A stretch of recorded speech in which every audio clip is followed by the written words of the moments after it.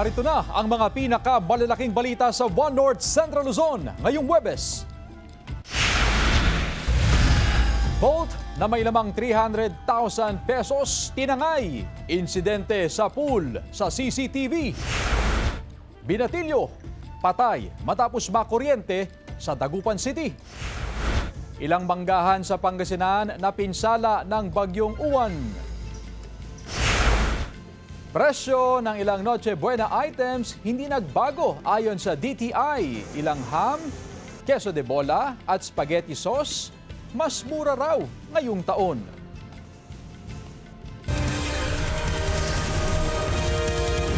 Ito ang GMA Regional TV, One North Central Luzon. Magandang hapon, ako si Chris Zuniga.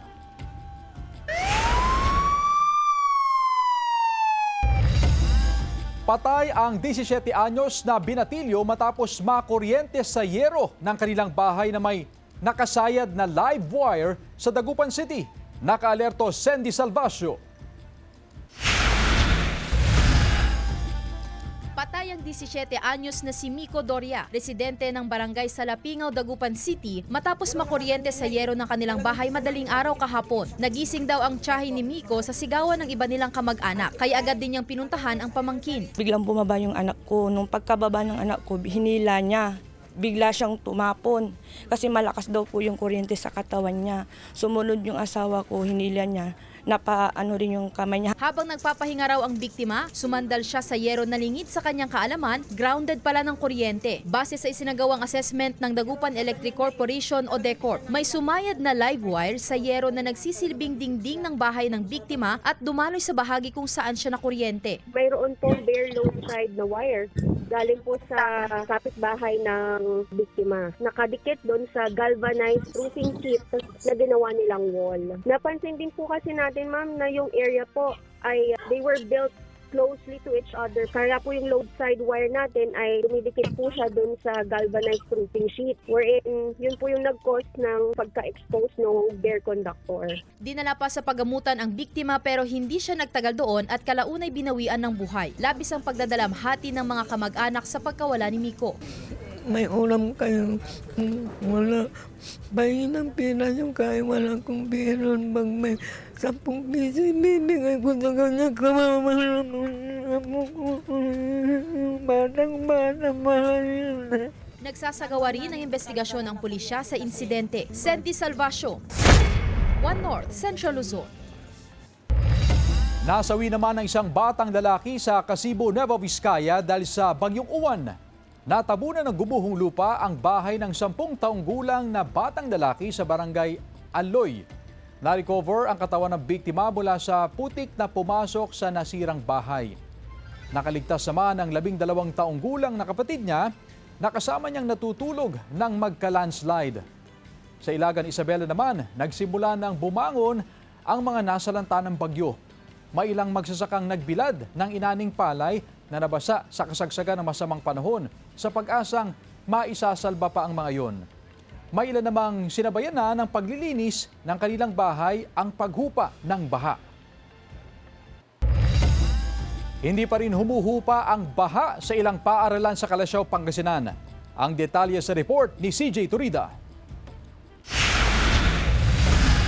Pagpasok pa lang sa loob ng Binlag National High School sa Calasiao, Pangasinan, bubungad na ang baha. Kaya hindi pa tinatanggal ang mga inihilerang gulong ng sasakyan sa gilid upang may daanan ang mga gurot estudyante. Ang naipong tubig sa bahaging ito, nagmistula ng maliit na palaisdaan. Dahil wala pang pasok ngayong araw na pista opisyal sa Pangasinan, in-enjoy muna ng ilang estudyante ang paglalaro. Handa naman na raw silang pumasok, pero sana raw, wag muna bukas. Di lang po kami nun. Kaya pag sa Monday na lang po, pinsana na lang po para mabawasan din yung baha dyan.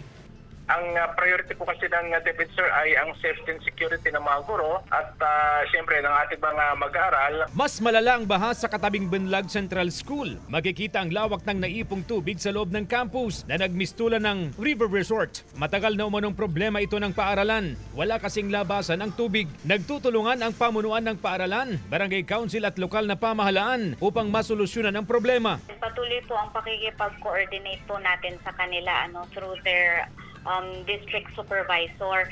Yung iba po nag-shift po to modular distance learning. Kadalasan po na ginagawa ng ating mga kaguruan kapag may mga bagyo o kalamidad ay nagkakaroon po sila ng mga make-up classes sa mga panahon po na humupa na po ang baha. Sinira ng bagyong Uwan ang bahagi ng bubong ng gymnasium ng Banawang Elementary School. Bukod dyan, wala nang ibang naapektuhan sa mga silid-aralan. Handa na raw magbalik eskwela ang mga mag-aaral bukas matapos ang halos 2 linggong kawalan ng klase na nagsimula pa noong wellness break.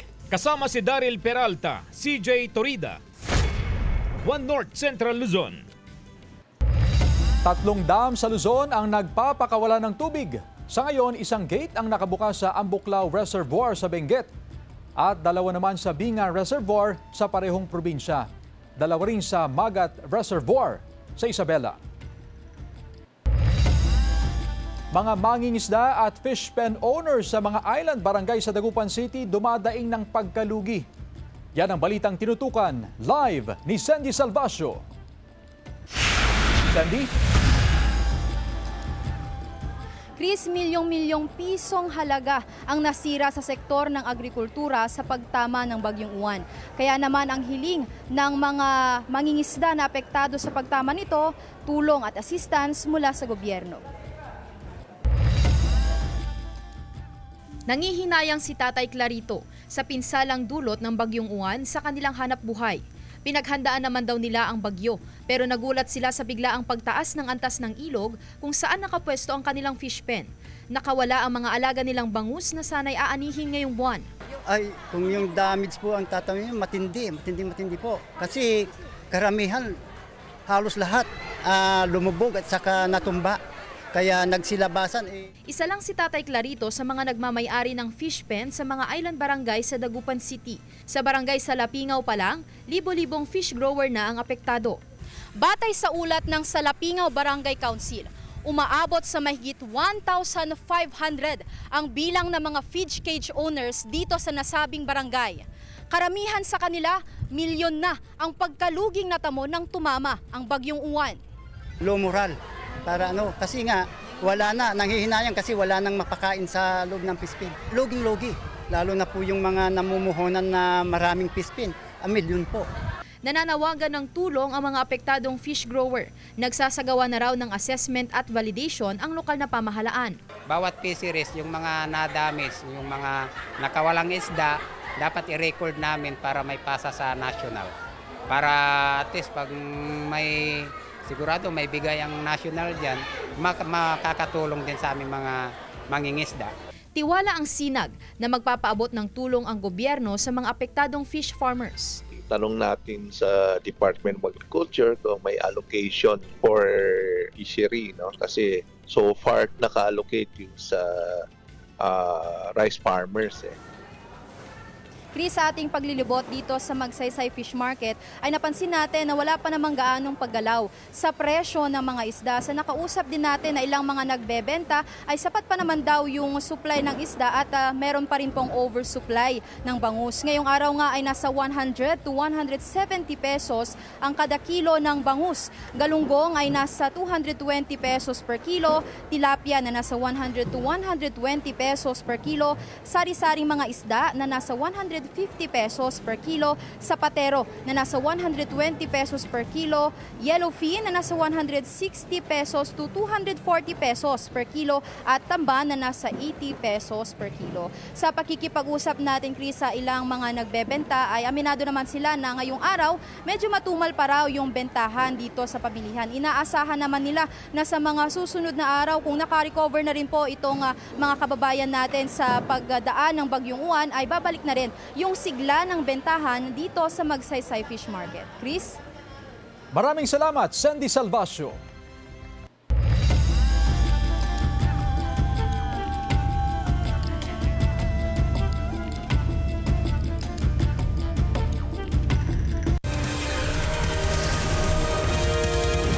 Ito ang GMA Regional TV, One North Central Luzon.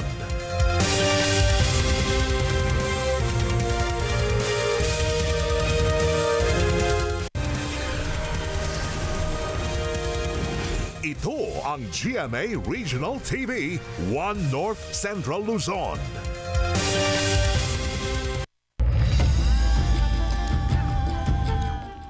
Sa pool sa CCTV ang pagtangay ng bolt na may lamang 300,000 pesos sa Bulacan. Tutukan sa report ni Glam Calicdan Dizon. Madaling araw at sarado pa ang fast food chain na yan nang pumasok ang isang lalaking magnanakaw pala sa Santa Maria, Bulacan. Mula sa isang silid, hinila niya palabas ng restaurant ang isang vault na may lamang 300,000 pesos na cash. Tinulungan siya ng 3 kasamahang naghihintay na nakatakip din ang mga mukha. Isinakay nila ang vault sa sasakyan at tumakas. Sa likod po sa isang door po nung isang fast food chain natin, yung guard ma'am nagbabantay po siya sa harap. Eventually siguro ma'am nakatulog na timingan nila ma'am. Napasok po nila yung administration, yung office po mismo kung saan po yung vault, yung accounting nandun. Tapos na itulak po nila palabas yung ano.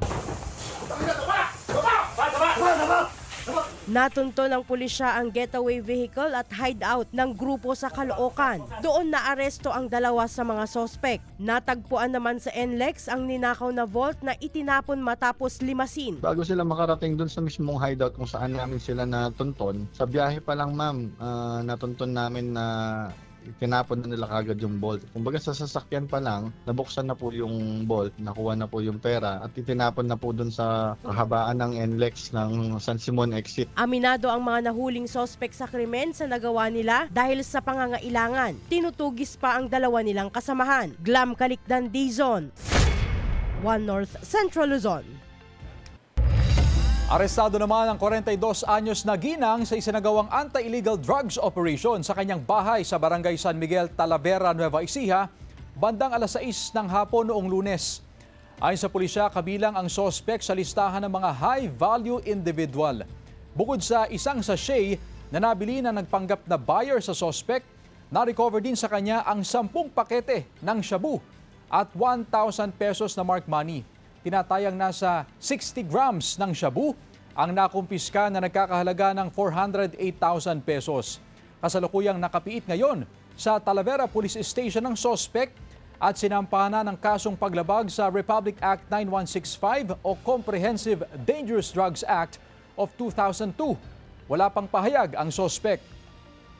Ayon sa kanya, yung source niya ay galing pa ng Metro Manila. Nakausap niya lang sa Facebook at hindi niya kilala kung sino yung totoong pangalan ng supplier niya. During the conduct of custodial briefing, marami na po siyang naibenta dito sa bayan ng Talavera.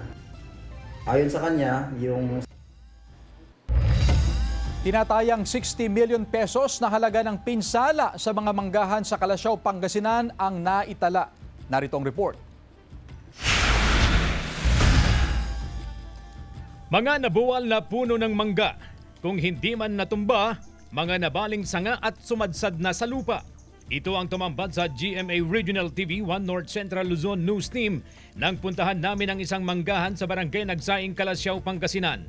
Kitang-kita kung gaano katindi ang pinsalang dulot ng bagyong uwan sa mga tanim na mangga sa lugar. Mga 1 week bago mapitas. O yun nga, kasamang palad, naunang nagpitas si uwan. Makikita rin ang mga nagkalat lang na bunga ng mangga sa paligid, nasisira at ang iba pabulok na, hindi na mapapakinabangan. Dahil sa lakas ng hampas ng hangin, nagsilaglagan ang mga bunga noong kasagsagan ng bagyo. Sobrang lungkot, nakakapanlumo. Yung iba nga hindi na nila binulot dahil magpapagod rin lang, wala ring pagdadalhan, wala ring mapagbibentahan. Maski pahingi mo, hindi na rin kukunin eh.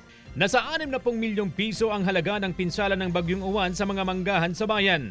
30% ng mga puno ng manggang nakatanim sa kabuuang 300 ektarya ng lupain sa bayan, pinatumba ng bagyo. Sa bahaging ito ng Barangay Duyong, binubugahan ng pestisidyo ang mga tanim na mangga upang kahit papaano ay maisalba pa ang ilang bunga, butil at bulaklak na nakaligtas sa hagupit ng kalamidad. Nananawagan ng saklolo ang grupo sa mga kinauukulan sa gobyerno. Ayon sa MDRRMO, consolidated na ang report ng asosasyon at patuloy ang kanilang pagkikipag-ugnayan sa mga kinauukulan para maihatid ang agarang tulong sa mga mango farmer sa bayan. sinabmit na po nila sa mga national agencies at ibang mga ahensya na pwedeng makatulong po. At sa ngayon po, inaantay na po ang feedback and hoping na matugunan nga po yung panawagan ng ating mga kababayan para mabigyan sila ng financial assistance. Bukod sa tulong na manggagaling sa national government, tinitingnan na rin daw ng lokal na pamahalaan kung ano ang pwedeng maibigay na tulong sa mga apektadong magsasaka. Samantala, bagsak presyo ngayon ang mangga sa merkado na mabibili sa 20 piso kada kilo. Kasama si Daryl Peralta, CJ Torida, One North Central Luzon. Napinsala ang ilang bahagi ng Banawe Rice Terraces sa Banawe, Ifugao dahil sa epekto ng bagyong Uwan. Sa Barangay Batad, ilang bahagi ang naapektuhan ng pagguho ng lupa sa kasagsagan ng bagyo nitong Lunes. 2 ang napaulat na namatay roon. Ayon sa uploader, marami ring bahay roon ang pinasok ng lupa at putik. Nananawagan sila ng tulong para matanggal ang mga lupa sa mga bahay at para maibalik ang dating ganda ng Rice Terraces na idineklarang UNESCO World Heritage Site noong 1995. Nagdeklara na ng state of calamity ang Banawe LGU kasunod ng mga pinsala ng bagyong Uwan sa kanilang bayan. Mga residente ng barangay Salapingaw sa Dagupan City pilit na bumabangon mula sa pinsala ng bagyo. Narito ang report. Isa sa mga matinding hinagupit ng bagyong Uwan, ang Island Barangay ng Salapingaw sa Dagupan City. Pilit na bumabangon ang mga apektadong residente. Ang ilang apektadong residente kahapon lang nakauwi sa kanilang mga tirahan mula sa evacuation center. Tulad ni May, na abala sa pag-aayos sa kanilang bahay. Nasira po sa amin, maraming ari-ari na nawala, ganun po. Binaha po yung bahay namin, ganun po, nasira po lahat. Buti na lang po ligtas po kaming pamilya. Buti na lang daw at agaran ang tulong sa kanila matapos isa ilalim sa state of calamity ang lungsod. Makakatulong po kasi kaming mga nasalanta po para may mailuto po kami. Malaking tulong na rin to, at least ilang araw ding galing sa DSWD at saka sa ng LGU. Malaking tulong na rin kahit panandalian lang. Lahat apektado kahit bakit kasi yung tubig talaga. Hindi mo ina-expect na ganun kataas. Grabe taas ngayon. Mahigit 1,000 pamilya sa Salapingaw ang nahatiran ng relief goods. So actually, kagabi na kami nagabi, hindi lang natapos. Tinutuloy lang namin. Ito yung importante residente ng Dagupan, Salapingaw. Ayon sa Barangay Council, hindi raw titigil sa pamamahagi ang barangay hanggat hindi natitiyak na lahat ng mga residenteng naapektuhan ng bagyo ay mabibigyan ng tulong. Sandy Salvacio, One North Central Luzon. Samantala, suspendido ng 1 buwan ang pagbabayad ng housing amortization sa 2 korporasyon sa ilalim ng Department of Human Settlements and Urban Development para sa mga nasalanta ng bagyong Tino at Uwan. Ayon sa Social Housing Finance Corporation, epektibo ang moratorium period para sa mga naapekto ng bagyong Tino mula noong November 4 hanggang December 3. Para yan sa mga benepisyaryong taga Mimaropa, Western, Central at Eastern Visayas at Caraga. Parehong panahon ang binibigay na moratorium period ng National Home Mortgage Finance Corporation sa kanilang mga benepisyaryo mula naman sa Central at Eastern Visayas. May suspension din ng pagbabayad ng loan ang SHFC mula November 11 hanggang December 10 para sa mga taga-NCR, Cordillera Administrative Region, Ilocos Region, Cagayan Valley, Central Luzon, Calabarzon, Mimaropa, Bicol Region at Eastern Visayas. Para naman yan sa mga biktima ng bagyong Uwan.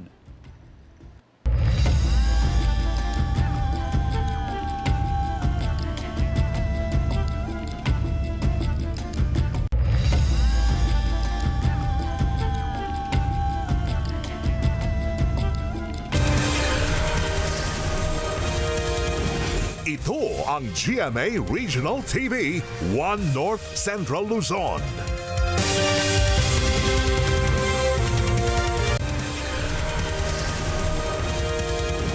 Ito ang GMA Regional TV, One North Central Luzon. Inilabas ng Department of Trade and Industry ang Noche Buena Price Guide para ngayong taon. At sa mahigit na 200 food items sa 14 na kategorya, 129 ang hindi nagbago ang presyo. Bahagyang tumaas naman ang presyo ng 95 na iba pang items dahil daw sa gasto sa raw materials, packaging at labor. May bababa naman na presyo ngayong taon ng piling ham products, queso de bola at spaghetti sauce. Bisitahin ang official website at social media pages ng DTI para sa kumpletong listahan ng Noche Buena Price Guide. Samantala, naging low pressure area na ang bagyong Uwan matapos dumaan sa bahagi ng Taiwan. Pero tuluyan na itong nalusaw ngayong hapon ayon sa Pag-asa at posible pa rin ang mga pag-ulan ngayong araw. Sa datos ng Metro Weather, may tsansa ng kalat-kalat na ulan sa Kalinga, Mountain Province, Ifugao, Isabela, Pangasinan, Aurora at Quirino. Posible rin ang pag-ulan sa iba pang bahagi ng bansa. 8 barangay sa Calasiao nakararanas ng isolated flooding. Ang detalye sa report. Sa 1 p.m. monitoring ng MDRRMO, nasa 7 feet above normal level na lang ang Marusay River sa Calasiao, Pangasinan. Patuloy pa ang pagbaba ng antas. Mula ito sa dating critical level na 8 talampakan. Pero may mga barangay sa bayan na binabaha ngayon dahil sa mga naipong tubig ulan. Kabilang dyan ang Sitio San Pablo sa Lasip, Sitio Subdivision sa Lumbang, Sitio Kasintak sa Longos, Sitio Bingko sa Bunlag at Sitio California sa Quezban. Pati ang ilang bahagi ng Barangay Poblacion East, Nalsian at Talibao. Isolated cases po ito doon sa mga low-lying areas and usually doon po sa mga compound na talagang mabababa. Simula pa raw noong kasagsagan ng Bagyong Uwan, binabaha ang bahay ng mag-anak ni Mang Bernardo sa Purok 3, Talibao. Sanay na raw sila sa sitwasyon. Every time na basta bumaha yung kwan, lumakas yung kwan, baha dyan. Mababa talaga yan sa amin. Bukod sa baha, problema rin ng ilang residente sa Talibao ang kawalan pa rin ng suplenong kuryente hanggang ngayon. Sana exceptionan nila yun. Para magkailaw na kami, ilang araw na. Wala kaming ilaw. Hindi yung mga apo ko pinapunta ko doon sa Dagupan, wala kaming ilaw. Malamok. Bukod sa barangay Talibao, ilang bahagi rin ng 13 barangay pa sa bayan ang wala pa ring supply ng kuryente. Panawagan ng mga otoridad, konting tiis lang at pangunawa dahil puspusan ang power restoration ng DECORP.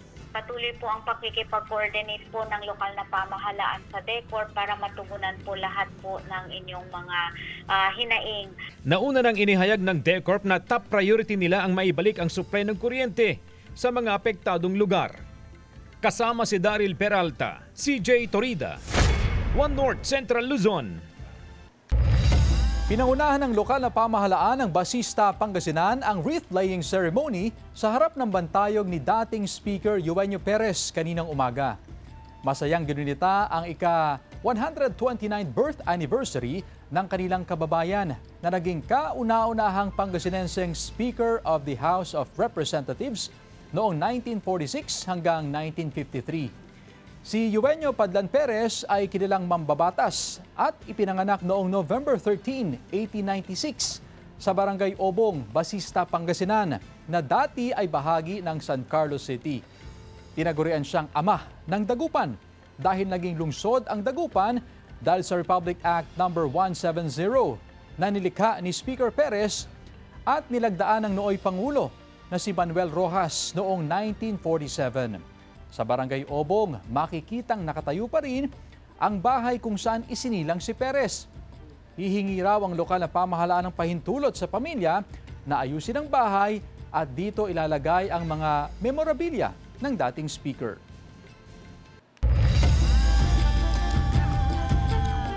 Mga kapuso, damhin ang diwa ng Pasko sa Kapuso Spotlight Liwawa Ya Pasko Christmas launch sa Nepo Mall, Dagupan City.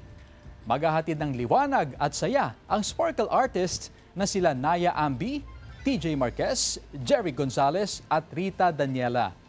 Bukas na yan, November 14, 4 p.m. sa Nepo Mall, Dagupan, ground floor atrium. Kita-kits, mga kapuso. Mga kapuso, 42 days na lang, Pasko na. Samantala, mapapanood niyo po ang episode na ito at iba pang pinakahuling lokal na balita sa official website ng GMA Regional TV, www.gmaregionaltv.com. Pwede rin kayo bumisita sa aming official YouTube channel, GMA Regional TV, at i-click ang subscribe button para sa pinaka-maiinit na balita mula sa mga rehiyon. Nais din naming pasalamatan ang mga kapuso sa Hilaga at Gitnang Luzon, maging ang mga kapuso natin abroad. Dahil sa GMA Regional TV, local news matters. At yan ang mga pinakamalaki at pinakahuling balita sa Hilaga at Gitnang Luzon. Maraming salamat sa pagsama sa amin, pati na ang mga kapuso sa ibang bansa na tumutok sa mga balita sa rehiyon. Ako po si Chris Zuniga. Kami ang GMA Regional TV, 1 North Central Luzon. Buong puwersa para sa mas malaking misyon at mas malawak na paglilingkod sa bayan.